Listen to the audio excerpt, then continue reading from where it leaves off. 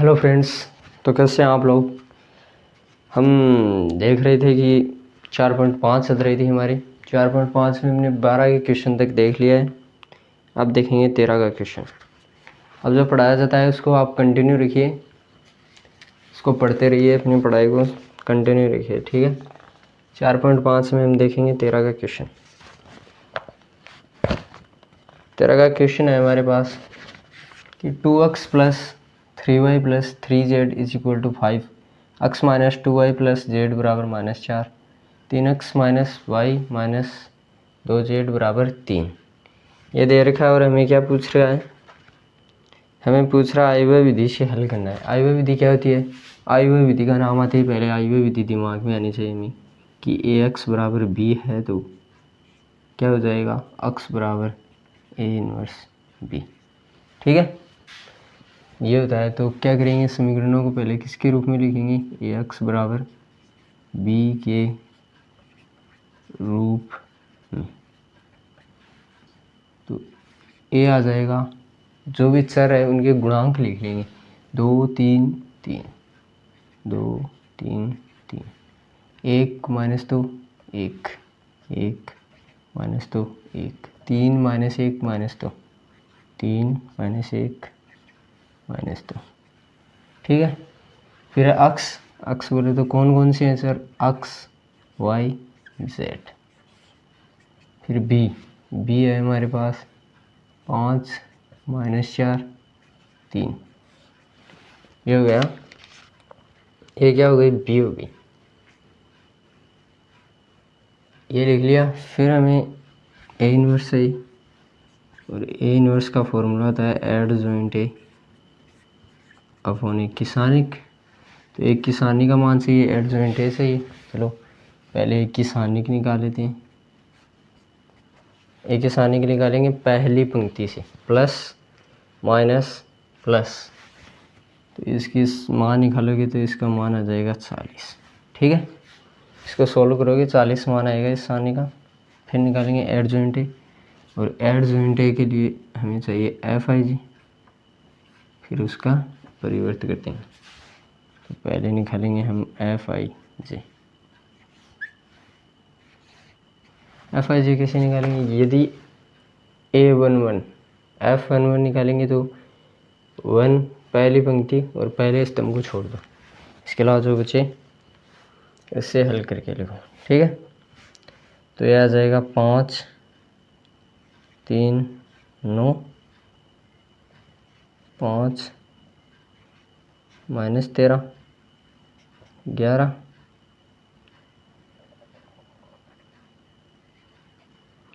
5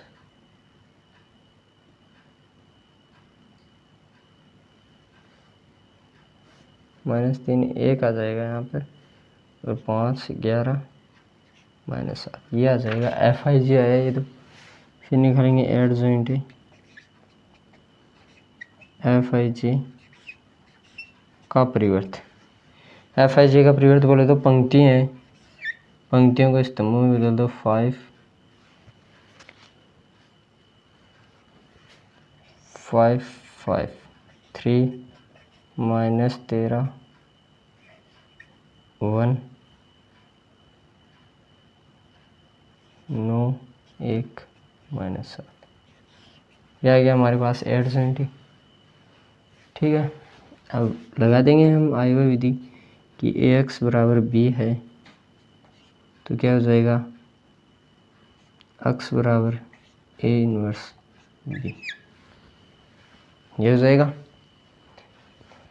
फिर एक्स का मान क्या है हमारे पास, एक्स बराबर हो जाएगा x y z is equal to A inverse. A inverse बोले तो adjoint A upon A की सानिक। एड जॉइंट ए का मान ये रहा, ए की सानिक का मान 40, 40 का भाग देना है इसमें, ठीक है। 5 3 9, 5 माइनस 13 1, 5 1 माइनस 7, फिर बी से गुणा करना है। बी कहाँ पर है, बी ये है हमारे पास, इससे बी हो जाएगा, तुलना करेंगे तो ये बी है 5 माइनस 4 3। ठीक है, अब इसको गुणा करेंगे पहली पंक्ति पहला स्तंभ, पहली पंक्ति पहला स्तंभ, पहली पंक्ति दूसरा स्तंभ। तो हमारे पास यहाँ से क्या आएगा,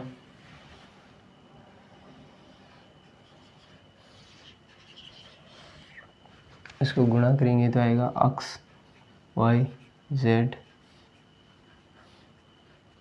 इज इक्वल टू पहली पंक्ति पहला स्तंभ, पहली पंक्ति पहला स्तंभ, फिर 40 का भाग भी देना है। ठीक है, सारणिक में जो मान आएगा उसमें 40 का भाग देंगे। तो ये आ जाएगा 1 2 -1, ये आ जाएगा 13 दिन। तो यहाँ से क्या हो गया, x बराबर 1, y बराबर 2, z बराबर -1। तुलना करेंगे तो ये हो जाएगा। ठीक है, देखेंगे हम 14 का क्वेश्चन। क्वेश्चन नंबर 14 है,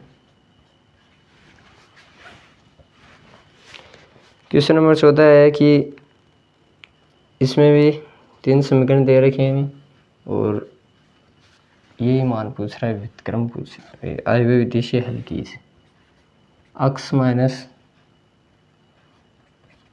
2z बराबर 7, 3x plus 4y minus 5z is equal to -5, 2x minus y plus 3z 12, ये दे रखा है। सबसे पहले क्या करेंगे, ax बराबर b के रूप में लिखेंगे। तो a कहाँ से आएगा, अब इतने क्वेश्चन के लिए तो सीधा उत्तर आ जाना चाहिए। a कहाँ से आएगा, जो भी अक्षर हैं उनके गुणांक लिख दो, 1 -1 2 3 4 -5 2 -1 3। ठीक है, ये क्या हो गया a, ये क्या हो गया x y z, ये हो गई है इस x की वैल्यू। b की वैल्यू क्या होगी, 7 -5 12। वही बात है, अब ax बराबर b है तो x बराबर a inverse b, inverse b के लिए हमें चाहिए एडजॉइंट a का मान और a की सारणी का मान। a की सारणी के निकालेंगे पहली रो से, प्लस माइनस प्लस, ऐसा होता है। पहली रो से निकालेंगे तो सबसे इजी रहता है पहली रो से। ठीक है, फिर निकालेंगे एक की सारणी का मान आ जाएगा इससे हमारा 4। निकालेंगे एफ आई जी बोले तो F11 पहली पंक्ति पहले स्तंभ को छोड़ दो, तो हमारे पास एफ आई जी आ जाएगा 7 1 -3 -19 -1 11 -11 -1 7, ये आ जाएगा एफ आई जी। यहाँ से निकालेंगे एडजॉइंट ए क्या होता है, एफ आई जे का परिवर्त। एफ आई जे का परिवर्त नाम पीछे आ रखा है कि परिवर्त क्या होता है, जो भी पंक्तियाँ हैं उनको स्तंभों में बदल दो या स्तंभों को पंक्तियों में बदल दो, वो क्या होता है, परिवर्त होता है।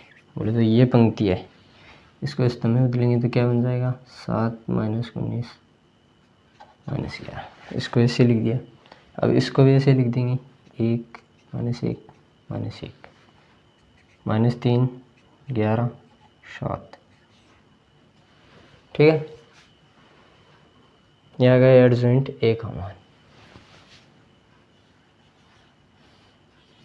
तो अब हम लिख सकते हैं कि ax बराबर b, तो x बराबर a इनवर्स b, ये आई हुई विधि।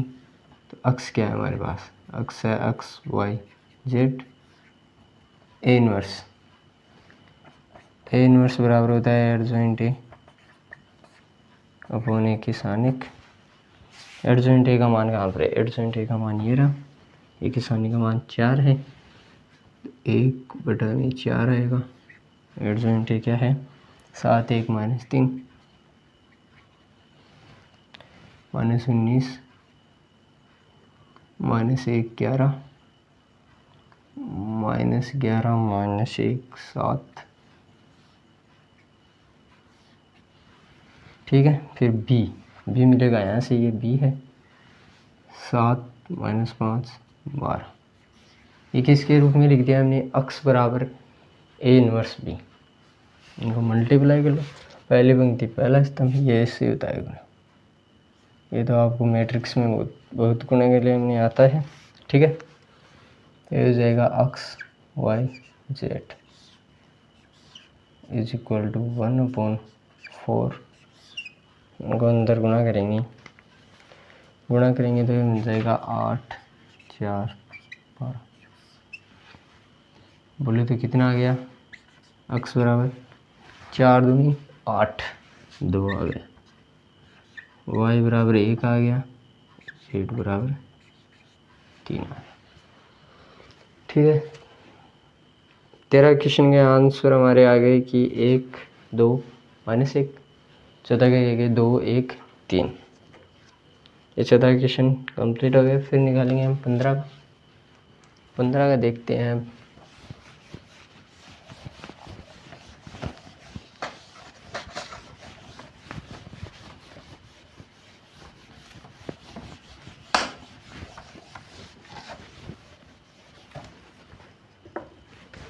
15 क्वेश्चन है हमारे पास।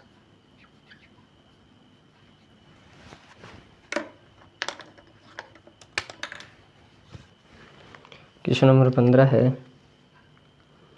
कि ए के आयुवे दे रखा है, यदि ए बराबर ये दे रखा है 2 -3 5। बोले तो मैट्रिक्स दे रखी है तो ए इनवर्स ज्ञात कीजिए। ए इनवर्स का प्रयोग करके समीकरणों का निकाल भी ज्ञात कीजिए। तो एक तो हमें दे रखा है ए,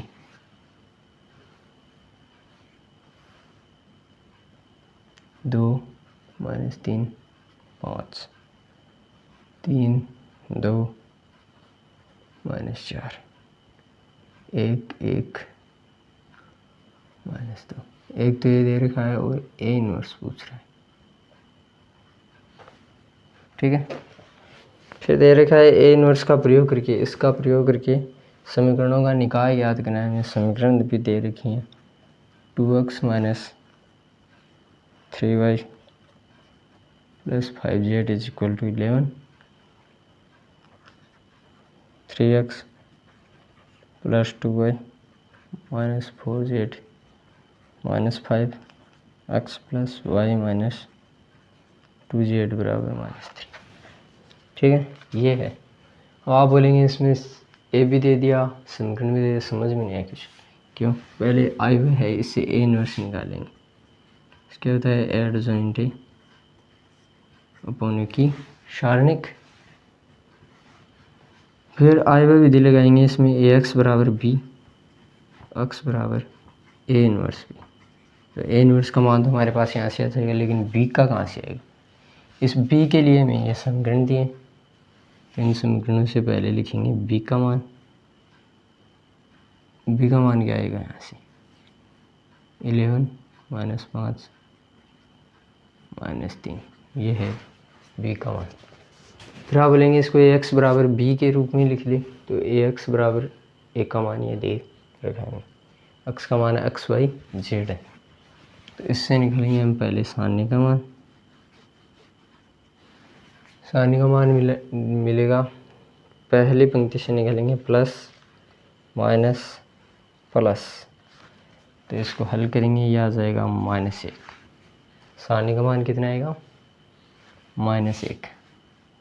फिर निकालेंगे एफ आई जी, क्योंकि एडजॉइंट ए से ही एडजॉइंट ए के लिए एफ आई जी का परिवर्त करेंगे। इसके लिए पहले एफ आई जी निकालना पड़ेगा, तो एफ आई जी आ जाएगा 0 - 1 2 2 - 9 23 1 - 5 13, यह आ जाएगा एफ आई जी। इसको छोड़ दो, F11 निकालेंगे, पहली पंक्ति पहले स्तंभ को छोड़ दो। F12 निकालेंगे तो पहली पंक्ति दूसरे स्तंभ को छोड़ दो, ऐसे छोड़ देंगे बस। फिर एडजॉइंट एफ आई जी का परिवर्त is equal to, F I G का परिवर्त करेंगे तो 2 1 -1 -9 -5 2 23 13 ये हो जाएगा। ठीक है, एडजॉइंट ए का मान आ गया। अब हमारे पास ए इनवर्स है, बी है, सब कुछ है, तो हम निकालेंगे ए इनवर्स। पहले ए इनवर्स अलग से पूछा है तो ए इनवर्स निकाल देते हैं। तो ए इनवर्स का मान कितना हो जाएगा, एडजॉइंट ए अपॉन ए किसानिक, किसानिक का मान -1 है, 0 -1 2 2 -9 23 1 -5 13 ये है।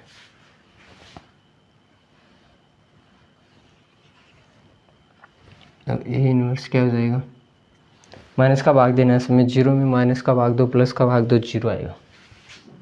0 प्लस का 1 माइनस का 2 माइनस का 2 प्लस का 9 माइनस का 23 माइनस का 1 प्लस का 5 माइनस का 13। जो माइनस का था प्लस का हो गया, प्लस का था वो माइनस का। ए इनवर्स तो हमने याद कर लिया कि ए इनवर्स याद कीजिए। ठीक है, अब हमें इसका एक्स वाई जेड का भी मान याद करना है, तो लगाएंगे ए एक्स बराबर बी हो तो एक्स बराबर ए इनवर्स बी होगा। ठीक है, एक्स का मान कितना आएगा, x y z, A inverse ये रहा, 0 1 -2 -2 9 -23 -1 5 -13 ये है ए इनवर्स का मान। फिर बी है। अब यहाँ पर बात रह जाती है कि ये समीकरण नहीं देता, क्यों दिए, इस बी के मान के लिए हमें समीकरण दी गई है। ठीक है, बी का मान आ जाएगा हमारे पास 11 -5 -3 ये आ गया बी का मान। अब इसको सोल्व करेंगे, एक्स वाई जेड, इसको गुणा करेंगे ए से पहली पंक्ति पहला स्तंभ, तो हमारे पास आएगा पहली पंक्ति पहला स्तंभ, ये 0 जाएगा, माइनस का 5 और प्लस का 6, तो 1 आएगा, 2 आएगा और 3 आएगा। बोले तो एक्स बराबर 1 वाई बराबर 2 जेड बराबर 3। ये हो गया हमारा 15 का क्वेश्चन। ठीक है, इसलिए दिया गया था ये कि बी निकालेंगे। हो गया 15 का क्वेश्चन। अब 16 का क्वेश्चन है वो लैंग्वेज वाला है, इसे थोड़ा ध्यान से देखेंगे कि लैंग्वेज वाले क्वेश्चन है, हमें खुद को सब कुछ मानना पड़ेगा।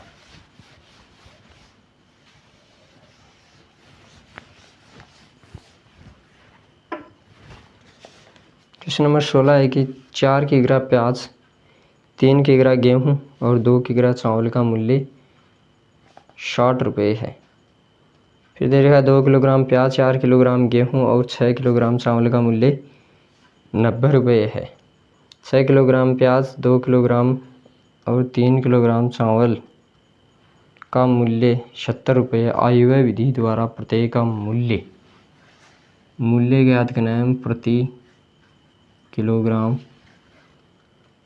में, प्रत्येक का मूल्य ज्ञात करना। आयव्यय विधि से आयव्यय विधि भी आनी चाहिए, एक्स बराबर बी, तो एक्स बराबर ए इनवर्स बी। ठीक है, लेकिन इसमें करेंगे हम, हमें न तो समीकरण दी गई है न आयव्यय दे रखा है। चलो बताते हैं, हमें ज्ञात क्या करना है, प्रत्येक बोले तो प्याज गेहूं चावल, इनका क्या करना है, मूल्य ज्ञात करना है। तो पहले करेंगे माना प्रति किलोग्राम प्याज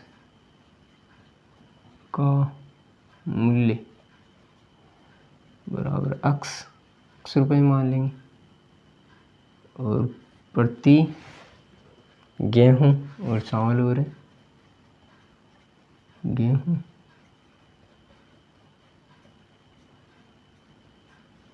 चावल का हो जाएगा वाई, इसका हो जाएगा ये मानेंगे हम पहले, ठीक है। फिर चलेंगे प्रश्नानुसार।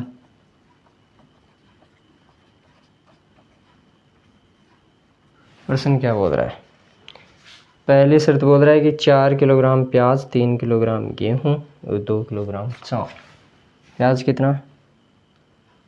4 किलोग्राम, बोले तो 4x प्लस 3y प्लस चावल कितना है 2z इज इक्वल टू कितना मूल्य है इनका? 60 रुपये। ऐसे हमें समीकरण निकालनी है 3। प्रश्नानुसार तीनों निकाल सकते हैं। फिर दूसरी शर्त दे रखी है, उससे दूसरी समीकरण आ जाएगी कि 2x plus 4y plus 6z is equal to 90। 6x plus 2y plus 3z is equal to 70। बस अब तो जो पहले क्वेश्चन था वो बन गया। ऐसा हमें मानना है, फिर लैंग्वेज के अनुसार हमें समीकरण बनाने हैं। ऐसे क्वेश्चन 15 का था क्लियर कि पहले क्या करेंगे, यदि समीकरण दे रहे तो x बराबर b के रूप में लिखेंगे। तो a क्या आएगा, यहाँ से जो भी चर हैं उनके सर गुणांक लिख लो। 4 3 2 2 4 6 6 2 3। ये आ गई। अक्स क्या आ गया, अक्स y z बराबर b क्या है 60 90 70। ये हो गया ax बराबर b के रूप में। x बराबर b के रूप में हो गया, तो अब हम इसको क्या निकालेंगे, एक की सारणी निकालेंगे। किसका मान, एक की सारणी का मान, क्योंकि फिक्स है एडजॉइंट चाहिएगा बटा एक की सारणी की।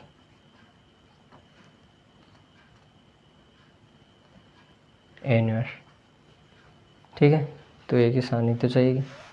एक की सारणी का मान आ जाएगा हमारा यहाँ से, पहली पंक्ति से निकालेंगे प्लस माइनस प्लस, तो इसका मान आएगा 50। फिर क्या निकालेंगे, फिर निकालेंगे एफ आई जी।